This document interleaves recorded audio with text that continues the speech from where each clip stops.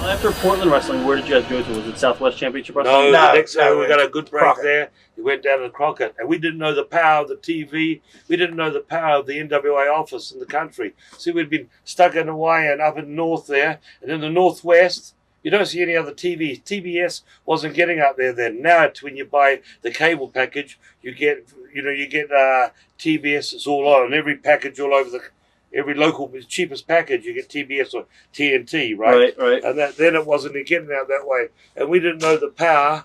So when we moved down there, came into there and that, and they put the pacifying belts on us the first week there, called the Mid Atlantic. And they had the World Championships, which was Ray Stevens and Jimmy Snuka, and that. I remember that. Yeah, and we were the Atlantic chair. We didn't know the power of that television out of that place because we hadn't been around the country. And that was going on everywhere then, and as it went on, we used to do the taping every week. We used to do one taping in Raleigh every week, and then that was the Mid-Atlantic tape. Then we used to do the worldwide tape out of Turner Studio every Saturday morning. Had to get there to Turner and that and do that. Remember the TBS used to be live at 9 o'clock. Or 9:30. 6:05 to 8:05. Right. Yeah, they used to have. They had 2 showings that day out of TBS early morning. I think it was a half an hour delay on that.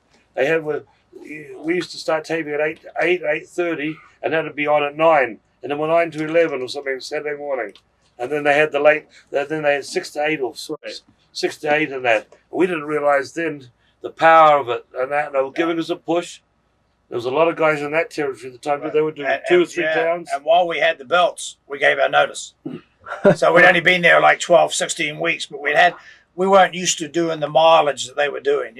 We'd come from Oregon and we'd done a lot of work, like as I said, 100 odd days in a row, then a day off, but not the mileage that they were doing there. And Lou didn't like the road for mileage and stuff.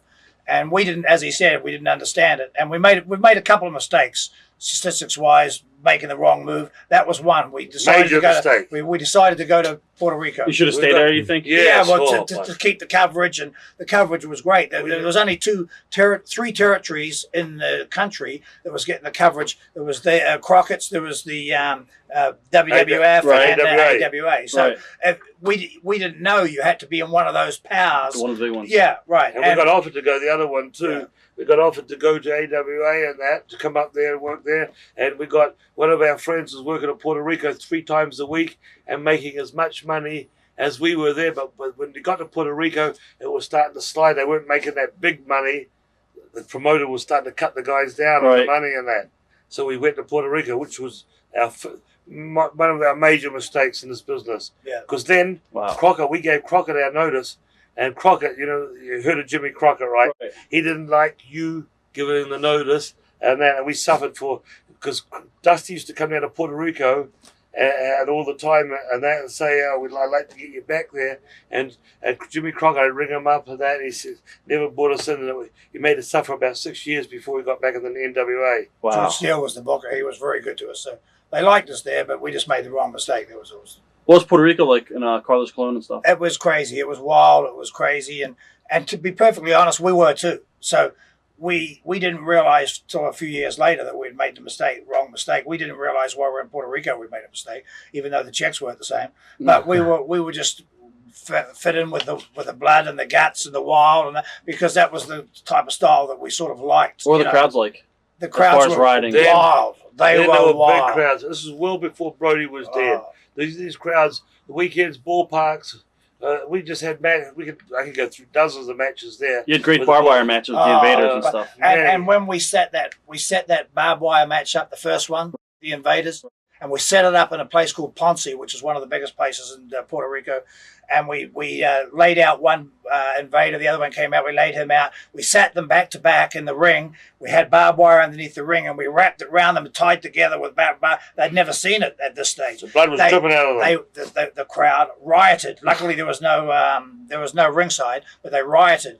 They threw the form, big rows of seats. So they got us back in the dressing room. They tried to set fire to the dressing room door. They threatened to knock it down. It was the first time I've seen the SWAT team come in with rubber bullets, and boy, was I so pleased to see them, because we wouldn't have got out of there with our life. There was probably at least a dozen times in Puerto Rico that we were lucky to get out of the ballpark or out of the arena with our life.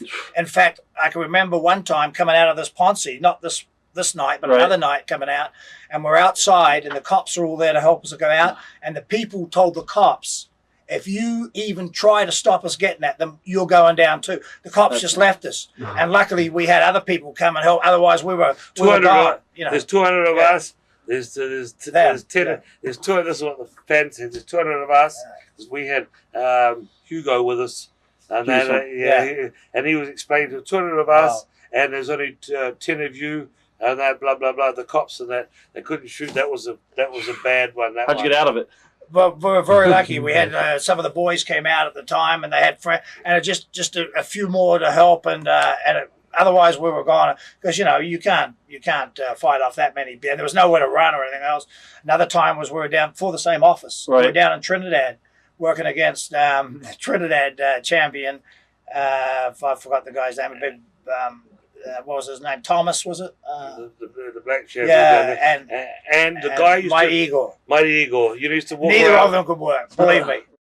But the crowd really believed in them and loved them. It was in a ballpark, and they had given us a temporary shelter to get changed into the ballpark. And we had this. It wasn't a hot finish even, but it was a finish where we were supposed to do something. And they started the riot, so we had to. We got ourselves disqualified, but that still didn't count. We fought our way back to the this little enclosure. They knocked it down. Yeah, it was a prefab made out of car cases. You know what cars come in? Well, they knocked that down, and then luckily someone thought of they drove in a pickup truck right through the people. We rushed out. I hopped in the middle. Luke hopped on the outside. Just as we're going, they threw a brick. The brick went right through the window, hit me in the back of the head. We're in the hotel room for like 3 hours afterwards. We didn't think to go to the hospital in those days. You didn't go to the hospital. You had something wrong with you. You just patched it up.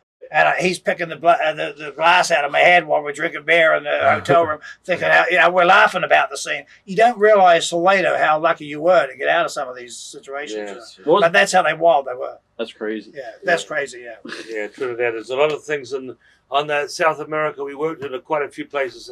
The Capital Sports used to go to South America too. So Panama and down in Venezuela and all places like that. And all those places, even the islands like St. Croix and St. Thomas, those black people on those islands and that, they get excited and they come. You know what I mean? Right. Many times we work with a couple, and we've had to, in the ring, we've had to change the finish and get them to fight us back to the dressing room. Get them to tell the people, leave them to us. We've gone to take a powder. We've got to take a powder, put our brakes on, go back to the ring, and says, fight us back to the dressing room. And that because we wouldn't have got out of it.